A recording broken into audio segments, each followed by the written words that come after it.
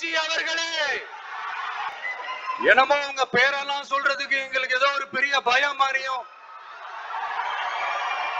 அப்படி ஒரு விஷயத்த சொல்லிடுறது. பேரை சொல்லணும், பேரை சொல்லணும், பேரை நான் ஒரு படத்துல சொல்லுவேனே, லியோவை பார்க்கணும், லியோவை பார்க்கணும், லியோவை பார்க்கணும்.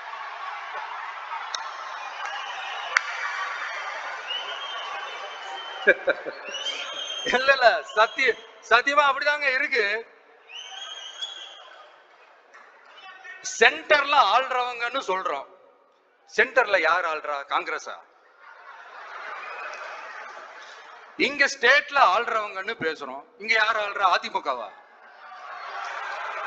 அப்புறம் என்ன பேரை சொல்லணும், பேரை சொல்லணும்? எனக்கு புரியலையே. நீங்க தானே கேட்டீங்க, வச்சுக்கோங்க. காங்கிரஸ் கூட தேர்தல் கூட்டணி கொள்ளையடிக்கிறதுக்காக உங்களோட, அதாவது பாஜகவோட மறைமுக அரசியல் கூட்டணி, இப்படி உங்க பேரை சொல்லியே மக்களை ஏமாத்துறதும், உங்க பேரை சொல்லியே மக்களை பயமுறுத்துறதும், இப்படி இந்த கரப்ஷன் கபடதாரிகளுக்கு மறைமுகமாக உதவும் உங்க அரசுக்கு ஏன் ஜி தமிழ்நாடு தமிழர்கள்னாலே அலர்ஜி?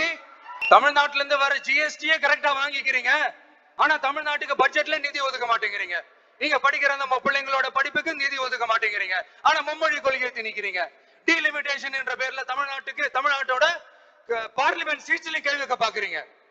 ஒரே நாடு ஒரே தேர்தல் நீங்க ஸ்டார்ட் பண்ணப்பவே புரிஞ்சிருச்சு பிரதமர் சார்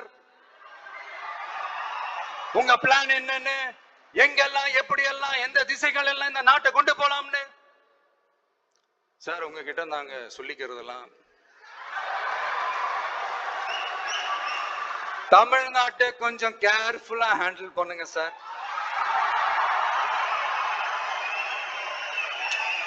ஏன்னா தமிழ்நாடு பல பேருக்கு தண்ணி காட்டின ஸ்டேட் சார், பல பேருக்கு தண்ணி காட்டின ஸ்டேட் சார். பார்த்து சார், பார்த்து செய்யுங்க சார், மறந்துடாதீங்க சார்.